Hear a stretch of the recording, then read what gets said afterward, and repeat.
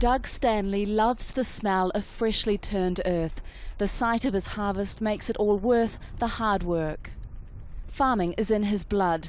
Now he's working in Zambia, having been driven off his farm in Zimbabwe by supporters of President Robert Mugabe 14 years ago. I bought my farm after independence, and I got clearance from the government to say that they weren't interested in that land. And then, to be told to move along, it's quite a thing. You do all that development, and it was my home. 4,000 white farmers were forced off the land, damaging Zimbabwe's agriculture industry. Its main export crop, tobacco, has almost recovered, but the maize harvest, which has also been hit by years of drought, remains too low to feed the nation. People are dying of starvation. There's no food.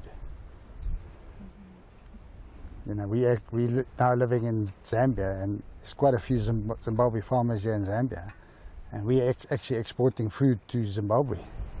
Zambia isn't the only country benefiting from the Zimbabwean farmers' expertise. Many are in South Africa, Botswana and Mozambique too. Well, I know that some ministers on the farm, but we actually drove through Zimbabwe 5 years ago and drove onto the farm, and there was absolutely nothing happening on the farm. It wasn't only the white farmers who were affected. Their workers also suffered. Paul remembers living in fear of Mugabe's supporters. On the farm he fled just before it was seized. He's also still hurt by what happened. A country is not about white, black, colored, Indian. We are same.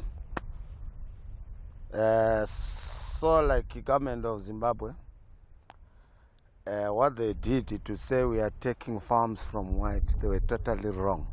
There are Zimbabweans who disagree. Many say they have benefited from the government's reforms. But they were devastating for those forced off the land they had invested time, money and so much more in. We don't belong anywhere. We're like a lost tribe. They are making a positive contribution in other countries, but it isn't the same because it isn't home. Tania, Jazeera, Zambia.